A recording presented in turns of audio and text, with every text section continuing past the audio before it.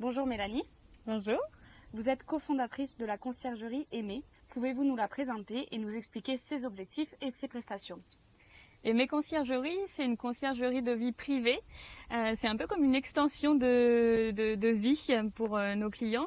C'est organiser le quotidien de nos clients sur le plan personnel, mais ça peut aussi être sur le plan professionnel, dans la discrétion et dans la confidentialité. Par exemple, ça va être organiser des voyages sur mesure. Trouver de la billetterie pour des événements, même qui sont sold out, des grands événements sportifs ou concerts qu'on peut avoir un peu partout en France, même en Europe.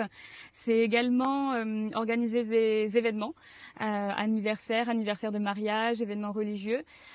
C'est aussi trouver des tables qui peuvent être introuvables, avoir un chef à domicile. C'est vraiment des expériences exclusives pour nos clients qui sont vraiment en quête de prestations haut de gamme. Merci pour ces précisions.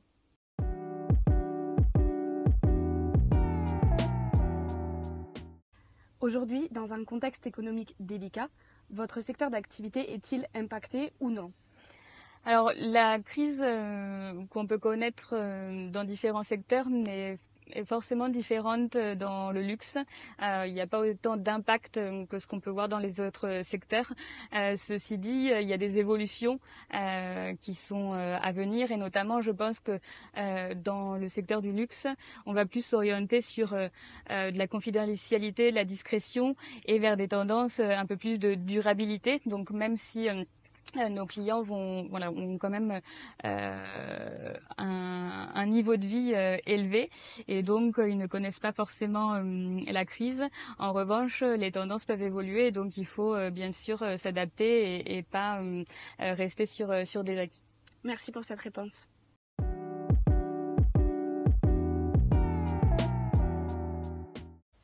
Et donc, justement, à l'avenir, comment voyez-vous l'évolution du marché du luxe?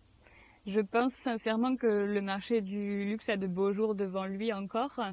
Comme je le disais tout à l'heure, il y a juste une évolution des tendances, et donc il va falloir s'adapter pour toutes les maisons de luxe en général, notamment sur la durabilité, comme je le disais, sur la manière de consommer, et donc même également dans les voyages par exemple, également sur le bien-être. On voit aussi de plus en plus de demandes de retraite par exemple, que ce soit yoga ou autre d'ailleurs, avec des destinations différentes de celles qu'on a pu connaître par le passé, où c'est vraiment plutôt la fête, du show, etc.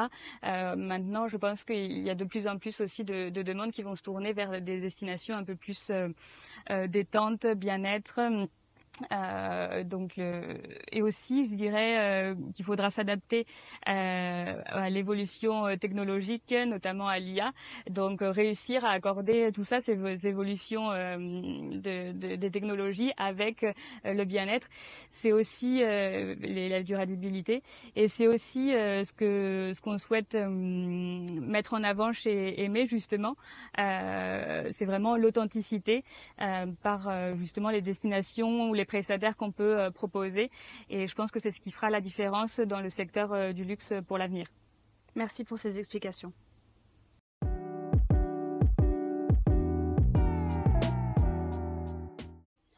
Et pour terminer cette interview, une petite question bonus, comme à notre habitude, en toute discrétion. Quelle est la prestation la plus anecdotique que vous ayez eu à assurer pour un client?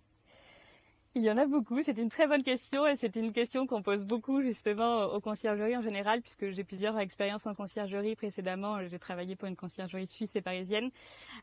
Donc sur ces dernières années, il y en a pas mal. Je dirais, par exemple, ramener un passeport de la Côte d'Azur à Paris en quelques heures, parce que le client allait prendre l'avion à Paris pour un pays étranger, et donc il fallait ramener le passeport en quelques heures seulement. Donc c'est un exemple de demande qu'on peut avoir parmi tant d'autres, parce qu'il y a des demandes de dernière minute sur plein de sujets quotidiens. J'ai eu aussi par exemple une demande dans les Alpes pour organiser une raclette de dernière minute des clients qui sont dans un chalet et qui veulent un jour férié organiser un dîner assez nombreux, et donc ils n'avaient pas tout simplement les courses qu'ils avaient à ce moment-là. Donc c'est vraiment des expériences, des demandes assez classiques finalement, des oublis classiques, où on va nous faire appel à nous justement pour un peu sauver leurs vacances, leurs voyages, etc. Merci pour cette interview, Mélanie. Où est-ce qu'on peut retrouver votre conciergerie? Sur les réseaux sociaux, Aimer Conciergerie sur Instagram, sur LinkedIn et aimerconciergerie.com sur notre site internet. Merci beaucoup, à très bientôt. Avec plaisir, à bientôt.